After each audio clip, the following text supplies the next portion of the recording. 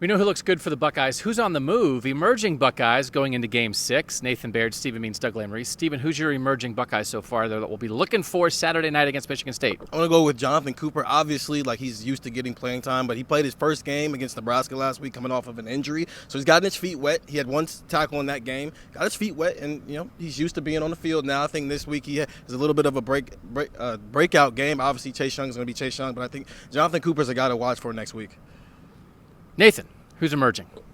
Now, I've really been impressed with the play of Josh Myers at center, and it's not just that he's going out and doing things like we saw him do last week where he went out and just crushed a Nebraska defender. That guy got up and he crushed him again. But we're seeing that pretty consistently. Every week seems like there's kind of another big, thunderous block coming out of him. But it's also the way, the center, it's a really important position as far as getting the offense set up, being a leader out there, directing traffic a little bit, making sure you're calling things out, working hand in hand with the quarterback. And he and Justin Fields have had a good rapport, obviously, early on. Not seeing a lot of problems with exchanges and things like that. Just been a very smooth game. And on top of that, a guy who's going out and being a real force in the blocking schemes. I'm going to change my mind of what I was going to say. I can't remember who I was going to say, but I'm going to say Josh Allaby at right tackle, who maybe, you never know how these things happen. He started at right tackle because Brandon Bowen was hurt last week. Maybe people are talking about, could he have a role now?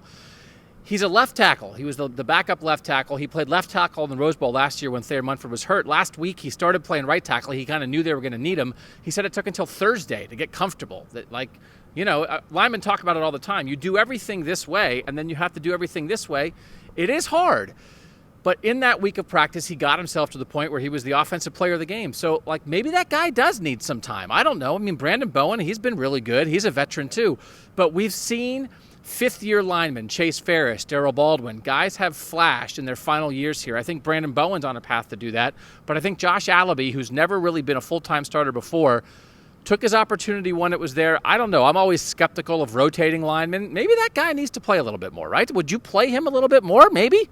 I don't see why not, especially just the proof is there in the results. But at the same time, it's not like Brandon Bowen wasn't getting the job done. I mean, he had graded out as a champion each of the first 3 games. So I think the most important thing right now is how many offensive linemen can you really count on for Ohio State? You got to have more than 5. And they know right now they have at least 6 guys who can start, and really probably more than that. 6th offensive lineman is a very important position on any team. Who's the guy that comes in? You can shift guys around, but that first lineman off the bench, Josh Allaby, passed that test with flying colors. Emerging Buckeyes, emerging coverage at cleveland.com. Follow and watch all week.